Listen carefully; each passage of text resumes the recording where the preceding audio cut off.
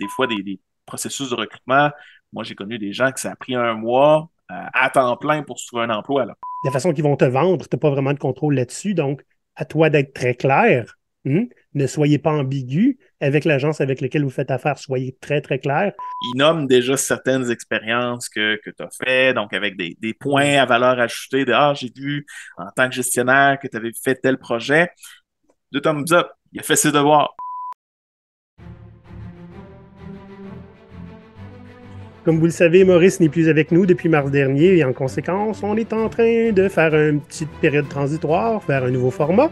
Donc, on a une série spéciale Pirate RH dans laquelle on décortique les aspects les plus frustrants du monde des RH. Aviez-vous déjà été approché par une agence de placement? À moins que vous n'ayez aucune présence sur les médias sociaux, les chances sont que ça vous soit déjà arrivé. Nos fans ont exigé qu'on parle des agences, alors voici le second épisode sur le sujet. Et aujourd'hui, on aborde les agences du point de vue des candidats. Pam, pam, François, pam. oui, hein, François Valois-Paillard, comment vas-tu? À nouveau, très bien. Donc, très Oui. content de pouvoir parler avec les pirates. Oui, écoute, la semaine dernière, on a parlé en long et en large de un petit peu on a développé sur l'existence des agences parce que c'est pas là pour Mhm. rien. Il y a des raisons. Puis on l'a vu la semaine dernière, spécifiquement du point de vue des entreprises. Hein. Pourquoi les Oui. agences sont nécessaires pour certaines entreprises? C'est quoi la dynamique et tout ça? Les pour, les contre, hein, inconvénients, avantages. Mhm. Donc, voyons voir aujourd'hui l'autre côté, comme je disais, de la pièce de 8, la pièce de monnaie à l'époque des pirates. Donc, les agences de placement, mais du point de vue des candidats. Pourquoi est-ce qu'on parle de ça avec toi? Ben, tu es un expert en RH, toi. Oui. Donc, moi, dans mon titre, je suis responsable de l'expérience employée.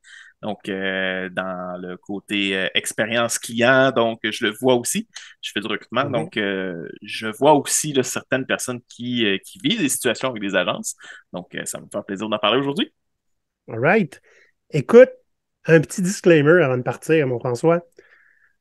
Comme je l'ai dit dans le dernier épisode, on n'entend pas souvent parler des bonnes expériences dans le recrutement. Dans le recrutement at large. Même chose pour Mhm. les agences. Hein? Parce que quand ça se passe bien, mais les gens sont contents, puis ben, ils passent à la prochaine étape qui est Être en l'intégration emploi. dans leur nouvel emploi, etc. Euh, par exemple, quand on a une mauvaise expérience, là, on a tendance à l'exposer un petit peu plus aux autres, hein, spécialement quand ça n'a carrément pas d'allure. Donc, les Mhm. gens vont nécessairement venir parler à GoPirate de leur mauvaise expérience parce qu'on réagit à ça beaucoup, mais pas nécessairement parler des bonnes expériences, malgré le fait que je sais qu'il y en a. Donc, ça ne veut pas dire que ça n'existe pas. Hmm? Mm. Donc, c'était important de le mentionner. Oui. Bon, François, on est pas mal excité de partir, là, mais calme-toi, là. Avant qu'on parte, il faut se rappeler que si je suis capable de faire cet épisode-là, c'est 100% grâce à l'implication des membres Patreon. Hmm? Patreon, là, je ne sais pas si vous savez c'est quoi, hein? Patreon.com, on s'abonne. Puis Patreon, en fait, ça vient de Patreon. Hein? Les patrons, là, dans un pub, c'est tes clients. OK? Et moi, là, les membres Patreon, je les considère comme mes patrons. Hein. C'est un petit peu à eux que je réponds. Hein. Je réagis à leurs besoins. Puis c'est eux qui nous ont demandé de faire cet épisode-là. Et savez-vous qu'est-ce que j'ai fait à un moment donné pour ces beaux gens-là? Pas juste pour eux, là, pour vous autres aussi. On a écrit un livre, Maurice et moi, qui est sorti, il est sorti il y a quelques mois, qui s'appelle Le Manuel Pirate.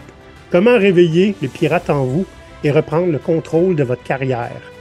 100% des sujets qui sont là-dedans sont là grâce à notre communauté Patreon parce qu'ils ont contribué, hein, à nous indiquer qu'est-ce qu'ils voulaient lire dans ce livre-là. Et petit spoiler, je commence à penser à une suite. Hmm? Donc, si vous voulez avoir une influence sur l'avenir de GoPirate, hein, par rapport aux sujets qu'on aborde, aux projets qu'on prend, ben, allez faire un tour sur patreon.com/GoPirate Canada. J'utilise beaucoup, beaucoup de quoi est-ce que ma communauté a besoin pour planifier les projets qui s'en viennent. Donc, allez jeter un petit coup d'œil, puis si vous avez des questions, venez parler à Bibi. All right. Donc, dans le dernier épisode, on a vu avantages, inconvénients pour les entreprises de faire affaire avec des agences. Maintenant, avantages, inconvénients pour les candidats et quelques bonnes pratiques et histoires véritables qu'on a rencontrées. Mhm. Donc, Tu connais mon humilité légendaire, hein? Je te laisse parler. C'est beau, je peux commencer. C'est toi l'expert. Oui. Donc, en fait, au niveau des agences, au niveau des candidats, c'est sûr, certain qu'il y a du positif, des fois il y a du négatif. Mhm, Cependant, au niveau des avantages d'utiliser des agences de placement pour aider dans la recherche d'emploi, il y en a une qui est assez importante, c'est le fait d'atteindre ce qu'on appelle le marché caché de l'emploi. mhm, Donc, les agences font affaire avec des entreprises qui n'ont pas nécessairement les ressources pour en grande fanfare afficher leur poste là, sur tous les réseaux sociaux. Donc, il y a des emplois qui ne sont pas accessibles au public. On va le dire comme ça. Donc, c'est des emplois souvent dans des grosses entreprises qui, disons, ont le moyen de payer des agences. Donc, eux, ils font affaire exclusivement que de ce côté-là. Il mhm, y a aussi des petites entreprises qui n'ont, comme je disais dans l'hypothèse, qui n'ont pas de RH, donc qui ne peuvent pas nécessairement là, se prévaloir de tous les services de recrutement possibles d'une personne comme ça. Donc, ces entreprises-là, souvent, vont faire affaire avec des agences et c'est un des seuls moyens, une des seules portes d'accès qu'on peut avoir pour ces emplois-là qui, mhm. souvent, sont quand même des emplois de bonne qualité, donc avec des bonnes conditions, des bons avantages. Donc, à ce moment-là, c'est vraiment là, c'est une des, comme je disais, une des portes d'entrée de prédilection pour trouver des emplois Hmm. que normalement, vous n'auriez pas la possibilité de trouver. C'est tellement vrai que c'est un avantage, en fait, carrément compétitif de travailler, par exemple, avec une agence, que c'est la seule qui peut représenter telle petite PME super intéressante. J'en ai rencontré des comme ça. Tu te sens privilégié en tant que candidat. Hmm? Puis, c'est un inconvénient quand c'est pas le cas aussi. Parce qu'en tant que consultant, OK, un matin, je me connecte sur LinkedIn et j'ai trois recruteurs qui me poke et qui m'envoient Hey, écoute, on a une super offre ici. Puis les trois, là, je peux déjà te dire, ça vient de telle grosse organisation, de telle grosse compagnie d'assurance ou de telle banque. Tu sais, ils ont ouvert un poste de coach agile et là, tout le monde est à s'être trouvé, là, avoir l'exclusivité de tout le monde, de tous les coachs en place. OK? Ça, c'est l'envers de la médaille. Hein. Des fois, il y a des entreprises qui vont faire affaire avec toutes les agences. Premier qui m'envoie le mandat, c'est lui qui va avoir l'argent. Et puis là, ben écoute, c'est comme tu vois les poissons qui se garochent là hein, pour aller chercher leur petit verre de terre. Mm. Donc, ça, c'est un des inconvénients qui vient avec. Hmm? Puis, je vais te dire comme ça, je sais que c'est pas dans le bon podcast, que j'aurais pu en parler la semaine dernière, mais il y a des entreprises que dans leur contrat, ils ont une exclusivité. Faites pas affaire avec d'autres agences, c'est moi qui trouve pour vous. Mais ça, Oh. ça peut enlever là, ce que tu dis là, des agences qui arrivent en grand nombre là, pour te rencontrer. Là. Ouais, ben justement, les agences connaissent aussi la gimmick, donc ils peuvent mettre des protections de leur Hmm. propre côté. Là. Ouais. Ben, ça, c'est nécessairement des agences, ben, pas des agences, oui, qui ont un gros bout du bâton, qui ont de l'influence et qui le savent. Mm. Ils sont pas tous comme ça, il y en a. Mais oui, Mhm. j'ai déjà vu ça, effectivement. Un autre désavantage hein, pour un candidat, ben, c'est comme on en a parlé un petit peu là, la dernière fois, c'est que des fois, tu vas avoir ils vont t'offrir des services d'assistance et de soutien. Là. C'est-à-dire que tu as un soutien qui est personnalisé pour les candidats tout au long du processus. Ça peut inclure la révision du CV. En fait, très souvent, ils vont te demander ton CV puis ils vont le reformater à leur image hein, parce qu'ils te représentent et tu leur donnes le droit de te représenter. Donc, souvent, tu vas avoir le logo de l'agence, hein, puis ils vont avoir retravaillé ton CV pour que ça fitte avec les attentes de leurs clients. Ils vont te préparer des fois à l'entretien d'embauche. J'ai eu ça aussi, même si ce n'était pas Mhm. absolument nécessaire. Je me suis prêté au jeu. Puis ils ont été, généralement, ils m'ont donné du très bon feedback. Ils vont donner du conseil sur l'orientation, le marché du travail, etc. Donc, c'est une relation très donnant-donnant, généralement, quand ça se passe bien. Donc, ce genre d'aide-là peut être vraiment précieuse pour les candidats, spécialement ceux qui ne sont pas très habitués, hein, quand tu as fait 15 ans que tu es en emploi, puis que tu n'as pas vraiment mis ton LinkedIn à jour. Des fois, on repart de loin. Et cette aide-là est vraiment, vraiment la bienvenue à ce moment-là. Et aussi pour les candidats qui sont introvertis, qui détestent le fait de devoir se remettre en selle pour trouver des nouveaux emplois, là. Il y en a qui détestent ça pour mourir. Donc, pour Absolument. vrai, ça, c'est une aide supplémentaire qui peut être très utile là, surtout pour ces personnes-là qui savent pas par où commencer là, pour retourner. Très Là. bon point. Très bon point. C'est pas tout le monde qui est bon pour se vendre. Mhm. Mhm. Sinon, une autre chose aussi, c'est le gain de temps. Donc, on l'a vu aussi la semaine dernière, il y a un gain de temps de chaque côté. Donc, au niveau des employés, des candidats.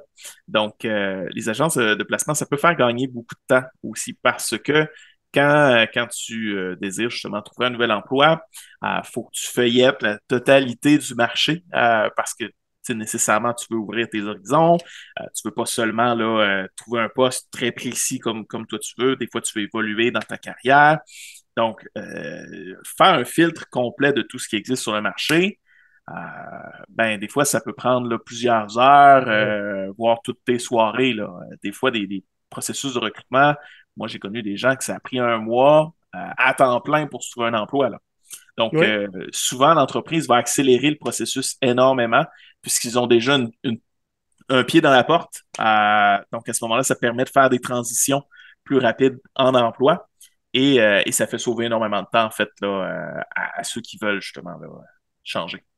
Ouais, fort bien. Il y a un autre point que je trouve super intéressant, puis je vais ajouter plein de choses sur ce qu'on a déjà noté comme note, François, c'est la possibilité d'acquérir de l'expérience et je vais ajouter de la perspective. OK? Donc, un candidat qui veut avoir de l'expérience dans un domaine spécifique ou explorer différentes industries, ben, les agences de placement, ça peut être une option intéressante parce qu'ils peuvent faciliter l'accès à des postes qui sont des fois temporaires, contractuels, hein, comme un consultant, ou à courte durée. Puis ils vont pouvoir t'en offrir plusieurs quand ça se passe bien, généralement. Hein. Quand les clients ont des bons retours, ah oui, ça a été génial, on recommande telle personne, là, ça s'est super bien. Malheureusement, on n'en a plus besoin, c'était pour un remplacement, mais on le reprendrait n'importe quand. Ben, ces agences-là peuvent te placer partout. Et il y a une autre forme d'agence qu'on n'a pas parlé aussi dans l'autre épisode, mais il y a des agences qui t'engagent pour eux. Donc, tu es salarié pour eux, mais ils te font travailler chez différents clients. 6 mois chez un client, 1 an chez l'autre client. Donc, sans changer d'employeur, là, tu gagnes de la perspective. Plusieurs endroits où tu peux expérimenter tes connaissances, hein, à profit ton expertise. Mais le fait de le faire dans des entreprises différentes va te donner une expérience qui est beaucoup plus exponentielle, puis la perspective aussi. Hein. J'ai vu ça à 10 places. Donc, je peux vous dire que je vois des patterns. Ça, c'est peut-être pas quelque chose qu'on peut faire quand ça fait 10 ans qu'on est à la même place. Donc, Puis, ça, je point trouve de vue ça de très, très recruteur, intéressant. Ouais. point de vue de recruteur aussi, quand tu vois une personne qui a travaillé à 8 endroits différents, c'est un red flag. Quand tu vois qu'il a travaillé dans une agence de placement avec plein de mandats, c'est beaucoup Hum. plus intéressant, là. Puis si tu cherches un consultant, s'il a travaillé à 8 places différentes, ça, c'est pas un red flag. Ça, c'est Exact. intéressant. Donc, tout dépendant quel genre d'employé tu cherches, tu pourrais effectivement voir que la dimension prend des angles différents. Là, tu sais. Je pense que tu voulais faire une différence entre un candidat qui est récurrent puis one-time deal, puis je ne sais pas trop exactement qu'est-ce que tu voulais dire par là. Donc, Oui, je te ben en laisse fait, t'exprimer. normalement, une agence de placement qui va rencontrer un candidat pour un placement unique, Mhm. ben, le traitement qu'il va réserver à cette personne-là, c'est pas dans un concept de continuité dans le temps. C'est une relation d'affaires de bonjour, je te rencontre, parfait, j'ai un poste, merci, bonne journée, au revoir. Ça se peut que je te OK. parle plus jamais. Un Spécialement si l'idée c'était que tu voulais un poste salarié, puis maintenant tu es à l'emploi 2, et puis voilà, le recruteur n'a plus rien à faire après, en théorie. Exact. La Mm. relation se termine là, c'est Ouais. fini. C'est pas plus mal qu'il faut, c'est ça qu'il faut. C'est ça qui est nécessaire pour la personne qui recherche. Mais à ce moment-là, dans un contexte où une personne est plus récurrente qu'un consultant, quelqu'un qui recherche des mandats temporaires, l'entreprise, l'agence sait déjà dans 9 mois après la maternité que toi, tu vas vouloir te retrouver un autre emploi. Ben, à ce moment-là, il y a une relation qui se crée, une relation qui perdure et qui amène souvent une dimension beaucoup plus humaine. Ah, Donc, à ce moment-là, ça peut être aussi quelque chose d'intéressant là, pour un candidat d'avoir une belle relation d'affaires avec une agence, là. OK. Donc, si par exemple, on sait déjà que le mandat pour lequel on t'envoie est un mandat qui a une fin, ben, l'agence va continuer à travailler pour toi, avec toi, dans le fond, pour la Exact. suite, parce que, ben, spécialement si ça s'est bien passé, hein, ben, Mhm. on veut pouvoir te représenter ailleurs. Oui. OK. Parce que pour eux, au final, je vais dire comme ça, c'est un placement facile. Si c'est Ben, une absolument. personne avec beaucoup de qualité, qui a des bonnes connaissances, ben, pour eux, c'est très simple, puis c'est un bon représentant parce que ça a bien été, ben, parfait, je vais pouvoir créer de la valeur avec un candidat comme ça. Mhm. Donc, pour eux, c'est avantageux dans tous les sens là, de créer une belle relation, là. Ben, c'est pas juste avantageux, c'est essentiel parce que Mhm. les gens qui font du bon travail et que tu places chez des clients deviennent des ambassadeurs pour toi à ce moment-là. Oui. S'ils ont une belle expérience, ils vont en parler, croyez-moi. Je veux dire, je vais faire un podcast, là. On va en parler tantôt. Mais je vais en Mhm. parler des bonnes agences sur lesquelles je suis passé tantôt, là. Tu comprends? Donc, tu sais, c'est effectivement, tu développes des ambassadeurs à ce moment-là. Donc, c'est important de s'en occuper. Mhm. Absolument. Voyons voir les inconvénients. Parce qu'il y en Euh, a. Il y en a. oui, il y en a, absolument qu'il y en a. Rien n'est parfait dans la vie. Donc, Mhm. c'est quoi les inconvénients qu'on peut, en fait, qu'on peut rencontrer quand on veut faire affaire avec une agence plutôt que d'appliquer directement chez des entreprises? Laisse-moi deviner, Olivier, tu vas me laisser commencer. Vas-y donc. Euh, les honoraires, des frais éventuels, ça, c'est quelque chose qui est peu connu, qui arrive plutôt rarement, mais ça peut arriver surtout dans des postes qui sont, disons, excessivement complexes ou beaucoup plus rares. On parle des postes de hauts dirigeants ou des gens, bref, qui veulent s'assurer que leur recherche soit fructueuse. Donc, il y a certaines agences qui vont avoir là, certains frais qui peuvent facturer justement les candidats pour les Hum. aider dans leur démarche. Donc, à ce moment-là, on parle de postes là, de hauts dirigeants ou disons des gens qui normalement ne peuvent pas facilement se trouver Hum. réellement ce type d'emploi-là parce que c'est... Ou des gens très expérimentés dans leur domaine, Mhm, où tout ce qu'ils voient les intéresse plus.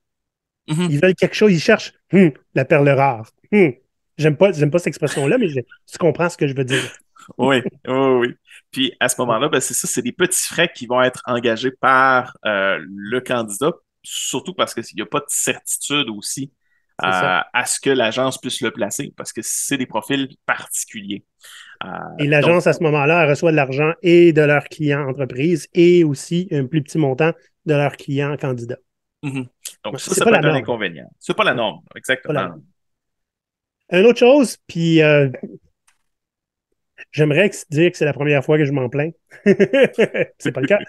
Il peut y avoir une perte de contrôle sur le processus de recherche d'emploi. C'est-à-dire que tu utilises une agence de placement, nécessairement, tu dois pas mal te coller à leur processus de recrutement, hein, parce que tu ne contrôles pas comment ils fonctionnent avec leurs clients entreprises.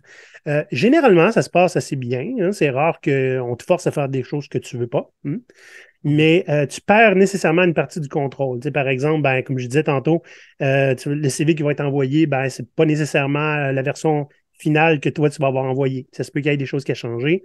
Tu vas déléguer la gestion des candidatures à l'agence nécessairement. Donc, les gens, la façon qu'ils vont te vendre, tu n'as pas vraiment de contrôle là-dessus. Donc, à toi d'être très clair. Ne soyez pas ambigu avec l'agence avec laquelle vous faites affaire. Soyez très, très clair.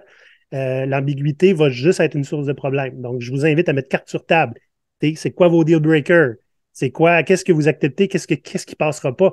Comme ça, ils peuvent faire un meilleur travail pour vous.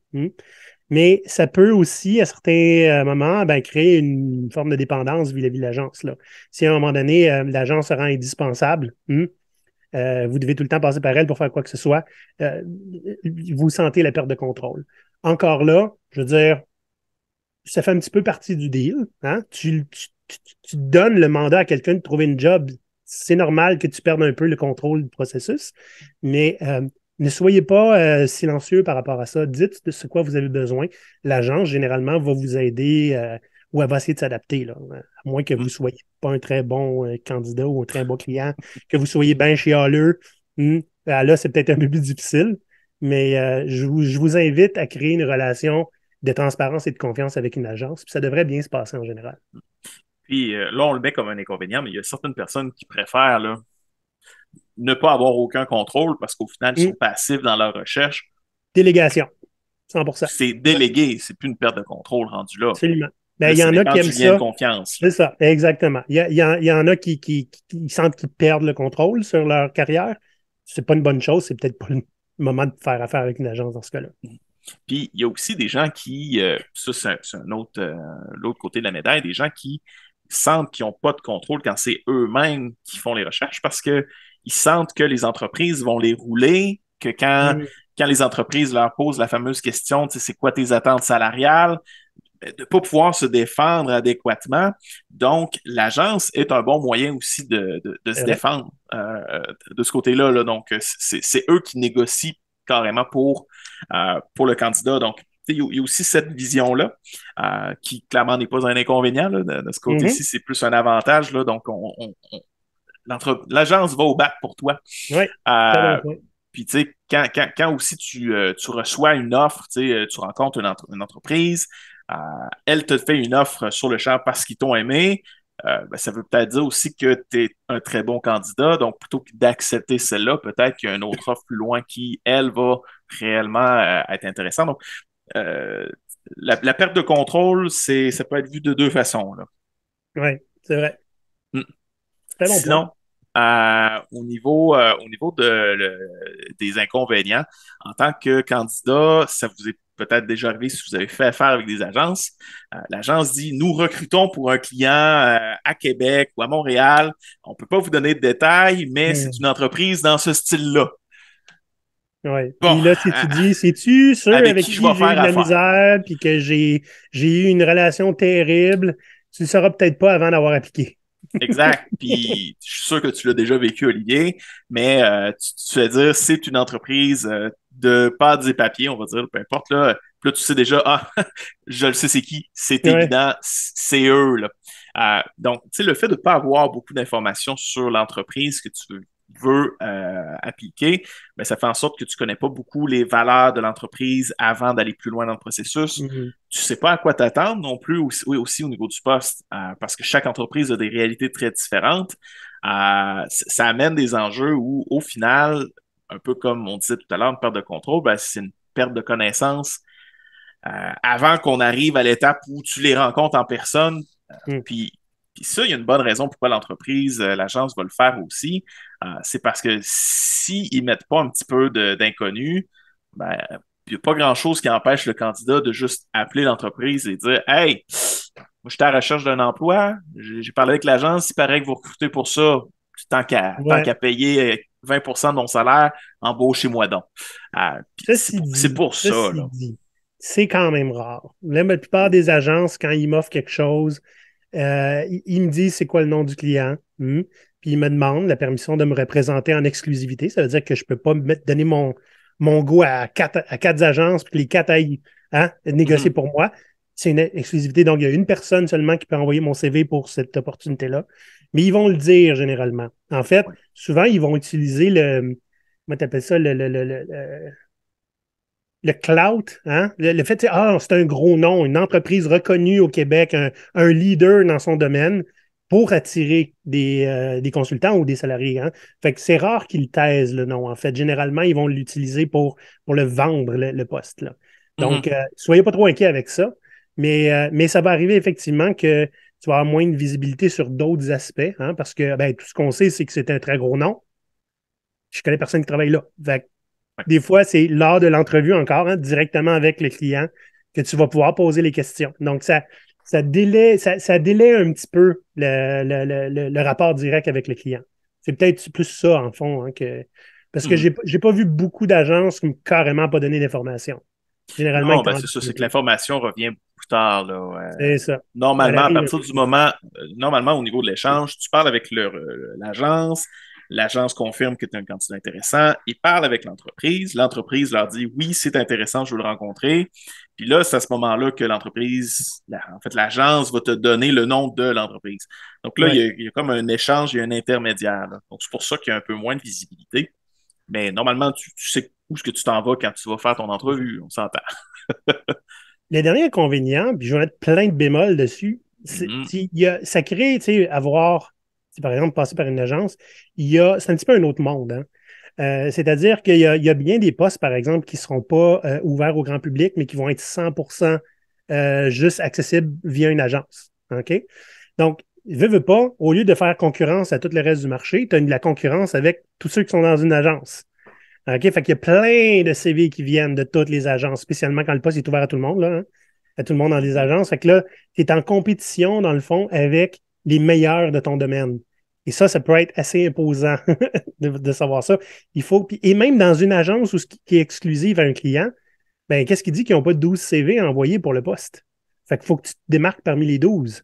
Mieux Mhm. vaut ça que parmi 160 si le poste est public, mais il faut quand même que tu te démarques. Donc, Je l'ai déjà vécu. il y a une concurrence qui est un petit peu différente de ce qu'on est habitué. et dans laquelle il faut malheureusement tirer son épingle du jeu. Mm. Et c'est pour ça que Manuel Pirate, contrôler son narratif, ça a aidé. Mhm. Je l'ai déjà vécu, me combattre contre Oui, des propres gens d'une agence, là, ouais. Ils veulent ton bien, ils veulent te placer, mais ouais. ils veulent surtout placer quelqu'un. Je veux dire, faut pas être fou, là. Ben, c'est ça. Fait que des fois, il y en a un qui, lui est en vacances, il ne pourra pas commencer à la date que le client veut. L'autre, il est moins bon, mais il n'est pas en vacances. On va envoyer l'autre des fois Mhm. parce qu'il va pouvoir commencer tout de suite, puis le client va être Ouais. content. Souvent des questions de timing, le recrutement. Oui, le Euh, timing, souvent, puis ça, c'est une affaire qu'il faut arrêter d'essayer de contrôler. Le timing, souvent, c'est tout. Timing is everything. mhm. Et malheureusement, des fois, on est à la bonne place au bon moment et des fois, non. Eh, Là, François, on a fait le tour avantages, inconvénients pour un candidat. Voyons voir mhm. les bonnes pratiques, parce que ça, les Oui. bonnes pratiques, ça veut dire que c'est fait par les bonnes agences. Donc, Mhm. quelque chose à rechercher quand on songe à envoyer notre CV à une agence. Oui. Donc, bien évidemment, je vais faire le même message puisque ça dépend aussi de votre besoin en tant que candidat. Mhm. Mais ça, c'est des bonnes pratiques que j'ai repérées qui font partie des choses qu'en général, c'est un bon signe si ça apparaît dans votre processus. Ou au contraire, si ça apparaît pas, ça peut être un mauvais signe là, que Mhm. vous êtes peut-être tombé sur la mauvaise pioche, ou du moins que vous n'êtes pas nécessairement avec l'agence qui va vous représenter au mieux de leur capacité. Donc, bien évidemment, prendre beaucoup de bémols là-dessus. Ouais, mais Euh, Olivier va intervenir pour vous donner des trucs à mesure que tu sors les bonnes pratiques, by the way. Super, excellent.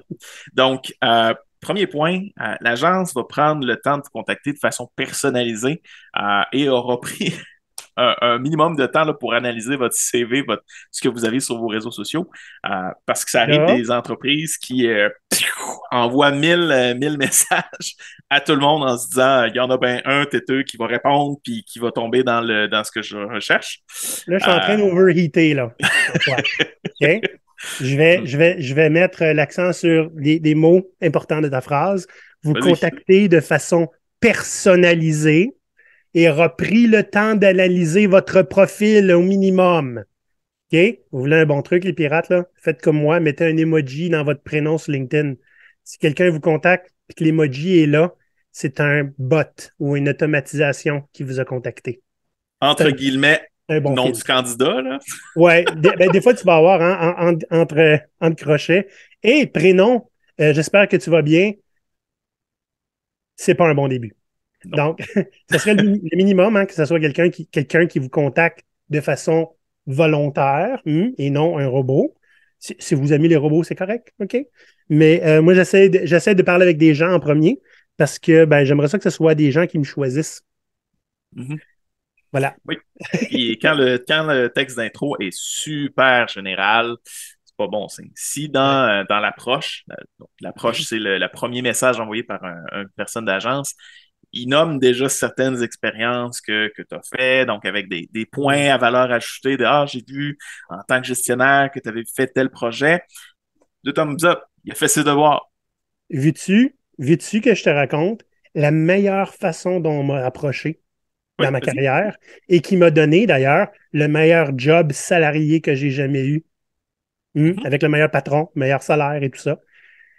C'est pas quelqu'un qui essaie de me vendre un poste et c'est pas quelqu'un qui essaie de vanter tous mes grands mérites de je vois que tu as fait ci, que tu as fait ça. C'est écoute, Olivier, sérieux, je regarde le contenu que tu fais sur LinkedIn et je me demande, je serais vraiment curieuse de savoir c'est quoi ta prochaine étape dans ta carrière. Ça te tente-tu d'en jaser? Donc, je savais qu'elle avait un poste à m'offrir qui est un poste de gestion. OK? Mais avant de parler du poste, elle était curieuse de m'entendre moi, je m'en vais où. Ici, c'était un bon fit. Elle me mettait en relation avec le gestionnaire qui embauchait. Ça a été un bon fit. Et j'ai fait un an là-bas, puis c'est un an dont je garde d'excellents souvenirs. Et la seule chose qui peut faire en sorte que je ne reste pas, c'est que je suis parti en business avec Maurice. Donc, ça, là, ça a été génial pour moi parce qu'il était là pour m'écouter, comprendre c'était quoi mes aspirations, pas juste se baser sur mes expériences en arrière, qu'est-ce qu'il y a en avant de moi. Et puis quand elle a fait comme je pense que tu pourrais le faire chez nous, j'ai dit ben là, je veux continuer puis je veux parler à la personne qui embauche. Là. Puis c'est arrivé. Ça, Puis là, pour moi, c'était génial. Je ne sais pas si ce n'est pas le cas pour vous. Pour moi, c'était exactement ce que j'avais besoin. ça, c'est un cas rare parce que c'est quelque chose qui est à prendre en considération. Un Mhm. recruteur d'agence a un temps limité et souvent est géré par des quotas, puis de la performance et tout. Donc, Ouais. prendre le temps d'avoir une discussion avec un candidat, c'est quelque chose qui coûte cher, on va dire Ouais. comme ça. Donc, c'est pas toutes les agences qui vont le faire, c'est pas toutes les Ouais. agences qui peuvent se le permettre non plus. Je me permets de mitiger. C'est pas une agence qui m'approchait comme ça, c'était directement l'entreprise. Hmm, Comprends-tu? oui. Mais c'est ça. Fait que l'agence doit faire le mi-chemin entre ce que je viens de vous raconter. Pour une agence, c'est probablement overkill puis beaucoup trop d'efforts. Mhm, Mais tout automatisé est probablement, ben, je veux dire, c'est comme on pêchait à la dynamite, là. Hein? mhm. On pêche pas à la dynamite si on veut, si on cherche quelqu'un en particulier. Donc, de faire le balancier, tu sais, le juste part entre les deux, où ce qu'on ne se sent pas déshumanisé, mais qu'on sent qu'on se fait approcher comme une personne, un être humain, qui a une expertise intéressante. C'est ça le gros défi des agences. Puis, celle avec qui je fais affaire, non, ceux qui m'écrivent avec mon emoji en premier automatisé, j'ai bien de la misère à leur parler. Puis ça fait partie justement du deuxième point Mhm. qui est super important là, dans les bonnes pratiques d'entreprise, d'agence, je dis tout le temps entreprise, mais d'agence de recrutement. C'est l'agence qui va prendre le temps de discuter avec toi sérieusement, de regarder Ouais. c'est quoi vos buts, c'est quoi vos intérêts, c'est quoi votre intention de carrière, parce que pour eux, c'est important de voir est-ce que vous êtes réellement un bon chercheur d'emploi, est-ce que vous êtes Mhm. une personne intéressée et intéressante? Si une agence vous contacte, pose deux, trois questions, hey, j'ai l'offre parfaite pour vous. Est-ce qu'ils ont fait leur devoir? Ben, pas vraiment. Là. Eux, ils veulent combler Ouais. un poste. C'est tout ce qu'ils veulent.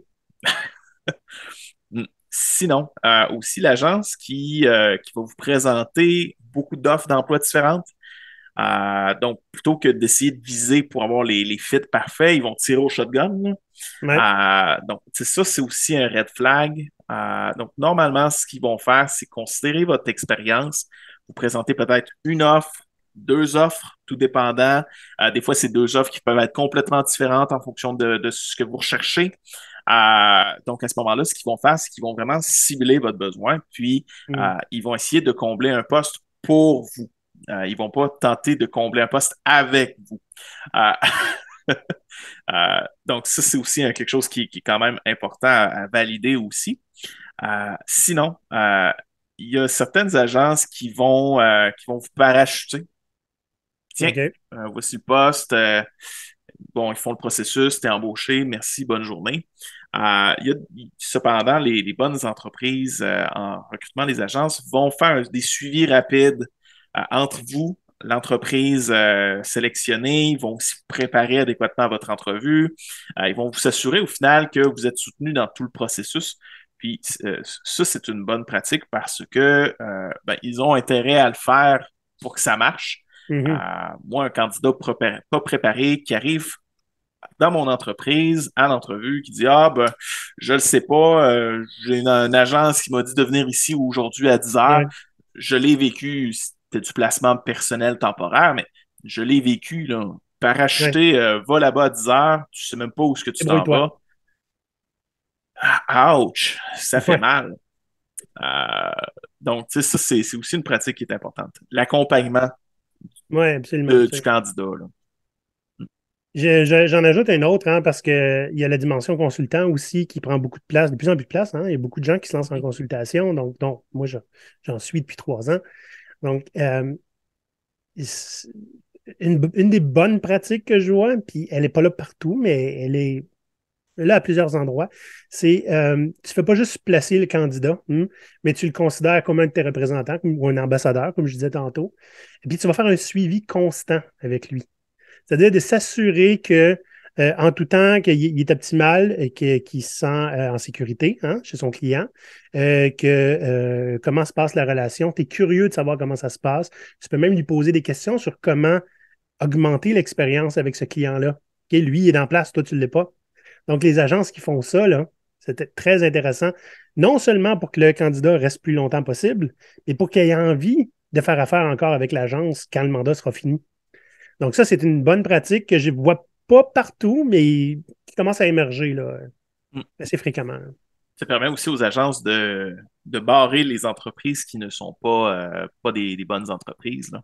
Oui, ce Tu sais, qui disent, feedback-là est essentiel.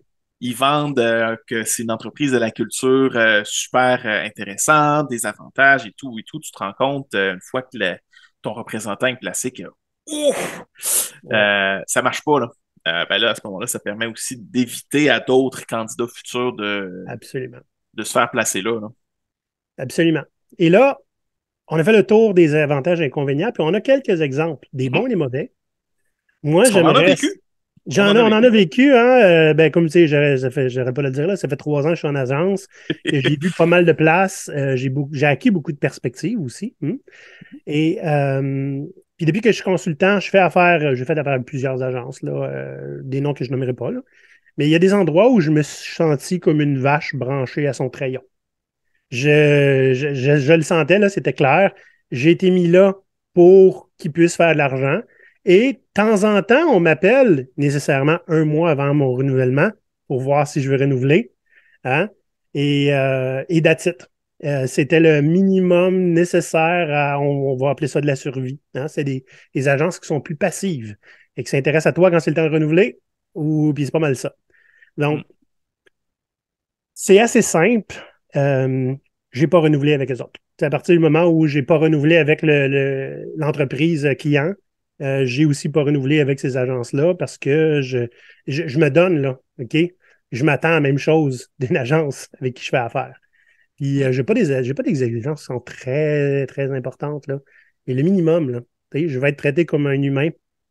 Je veux pas avoir l'impression que je me ferais promener d'un enclos à l'autre comme du bétail. C'est pas mal le minimum pour moi. Puis je le dis maintenant. Mm. Voyons, le Toi, respect t'avais des très exemples aussi? exigeant, mon cher Olivier. Ouais. Ah, mais écoute. Moi, j'ai déjà fait affaire avec des agences de placement pour moi-même parce que fut une époque, bon, j'étais en recherche là, justement pour me trouver des nouveaux défis. Puis à un moment donné, j'ai vu une offre d'emploi qui avait été réalisée par une agence. Donc, bon, j'applique. Ils me contactent. Puis l'encadrement que j'ai eu, en fait, c'est l'agence qui me pose 6 questions. Mhm. L'entrevue dure 8 minutes. Ah ben. Puis après ça, ils me disent, c'est parfait, on a compris ce que tu recherches. Et ils envoient ma candidature à une entreprise. Bon, j'ai eu une entrevue, etc. Mais au final, aucun soutien avant, Mhm. après. Ils m'ont juste dit, ben écoute, va là-bas, c'est telle entreprise, c'est ça le poste. Euh, Accompagnement très minimal. Puis au final, 8 ils n'ont minutes. pas su c'était quoi mon réel besoin, puis c'était quoi mes aspirations. Ils ne me l'ont jamais demandé. 8 minutes 8 minutes. de rencontre avec l'agence qui va te représenter, qui va aller dire à quel point tu es la personne qu'il faut. 8 minutes. 8 minutes, là, c'est moins que le temps que ça me prend pour expliquer pourquoi je fais ce que je fais. Mm. Ah non, OK. pour vrai, j'étais dépité. Mais bon, Ouais, je comprends. ça fait partie des mauvaises expériences Ouais. candidats que j'ai eues. Moi, si on va arriver dans le positif, il y a une couple d'agences avec qui j'ai fait affaire ou avec qui j'ai pas fait affaire, mais qu'avec les discussions qu'on a eues, hein, parce que ça arrive que des fois tu parles avec une agence, mais il y a pas rien pour toi en ce moment-là, mais une question de timing, comme on disait. Mhm. Des agences là, qui se comportent un petit peu comme des agents d'artistes. Bon, c'est-à-dire qu'ils ne vont pas nécessairement essayer de te plugger chez tous leurs clients où ce qu'il y aurait une opportunité possible. Ils vont essayer de vraiment comprendre c'est quoi la valeur puis l'impact que tu apportes, puis c'est quoi tes aspirations. Et ils vont essayer de te trouver la meilleure entreprise pour toi parmi leurs clients actuels ou, si ça donne, parmi des nouveaux clients. Donc, on a vraiment l'impression que ils travaillent pour toi aussi, pas juste pour leurs clients. Puis, tu n'as pas l'impression d'être un trou d'être un bouchon dans lequel ils veulent remplir un trou. Là, tu comprends-tu? Tu n'es pas un bouche-trou. Il n'y a pas comme une opportunité, il faut trouver le plus de monde possible. Non, non. Ils vont se contenter de te proposer des endroits où tu vas t'épanouir. Fait que tu as vraiment l'impression que c'est pas, t'es pas le produit qui est vendu. Comprends-tu? Mm. Ils vont chercher l'entreprise qui va être la meilleure pour toi. Toi, tu es le client. Ça, pour moi, c'était les meilleures agences avec lesquelles j'ai travaillé. Ou j'ai Ouais. envoyé des gens. J'ai envoyé des gens aussi vers des agences avec qui je n'avais pas travaillé, mais qui faisaient à peu près ça. Puis un autre bel exemple qui est très, très personnel, puis je ne pense pas que c'est représentatif, mais je trouvais ça super intéressant de le mentionner. c'est que, évidemment, lors du décès de Maurice, hein, il a fallu que je dise à mon client, je ne serai pas là pour les prochains jours. Et dans les 5 minutes qui ont suivi, j'ai eu un message téléphonique du président de l'agence avec laquelle j'ai fait affaire. Pas le recruteur, là, le président. Bon, évidemment, c'est quelqu'un que je connais un petit peu, mais j'ai trouvé ça très, très, très révélateur à partir de ce moment-là. Combien de présidents d'agence prendraient la peine de faire ça? Bon. Là, on va mettre ça en contexte. Je suis Olivier Fortier, j'ai un podcast avec 175 épisodes, je suis un peu connu. Peut-être qu'il l'aurait pas fait pour d'autres, mais pour moi, ça a compté. OK? Donc, you know who you are si tu nous écoutes. Si vous voulez savoir c'est qui viendrait me parler, je vais vous le dire en secret. Puis, contrairement à ce qu'on peut voir, c'était un message positif. C'était pas un blast de merde. Non, c'est Parce ça. qu'on le voit des fois, certains présidents qui Hey, pourquoi t'es? Ouais. Donc, c'était positif le message. Oui, c'était un message d'appui et de compréhension et de t'es pas tout seul et si tu veux parler, tu sais, des choses que tu entends quand tu démarres un deuil, mais je le sentais très, très sincère en fait. Je sais que c'est un gars hyper occupé, il a pris le temps de faire ça, donc pour moi, ça a été directement ici et maintenant, j'en vois plein de monde là-bas. Mhm. Hein? C'est ça que ça fait être une bonne agence. Mais oui. Dans ça, je Donc, on pense a... on a fait pas mal le tour. Il y a probablement Oui, des sujets qu'on a oubliés parce que c'est quand même complexe comme marché. Il y a des spécificités aussi selon les marchés. À Montréal, Québec, Europe, c'est pas tout le temps la mhm, même chose. Il y a le domaine de l'informatique aussi qui est une bébite spéciale. Donc, évidemment, on a parlé de ce qu'on connaît. exact. Mais j'espère que ça va vous aider, les pirates. Puis si vous n'êtes pas trop certain, hein, où est-ce que vous devriez envoyer vos CV, moi, j'ai une coupe de place à vous recommander. Vous viendrez m'écrire. Ça va me faire plaisir. Évidemment, je ne connais pas tout le monde dans toutes les industries, mais Mm. spécialement en informatique, j'ai une coupe de place à vous envoyer. Fait que vous me ferez signe. Ça va vous aider.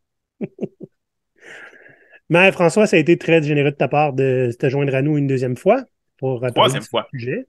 Oui, deuxième fois pour le sujet des agences, troisième Oui, fois oui, bien sûr. total. Continuez, vous avez vu, ça a été demandé par les fans, ça, ce sujet-là. Donc, continuez à nous proposer des sujets.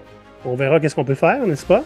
Mhm. Il y a toujours Julie qui n'est pas indisponible, c'est juste qu'elle a trouvé un travail. Donc, question d'horaire, on va essayer de s'arranger pour la revoir de temps en temps. Merci beaucoup, François, pour ta disponibilité. Puis on se dit à la prochaine, chers Oui, pirates. bonne semaine, les Allez faire pirates. like. Là. Bonne Allez journée. faire like, c'est une job de pirate. Puis vous abonner. Puis tout. Moi, je peux pas lever le chapeau. Ah, t'es pris dans tes écouteurs. Eh oui. Bye bye les pirates, à la prochaine. À Dîner. l'abordage! À l'abordage! Ah!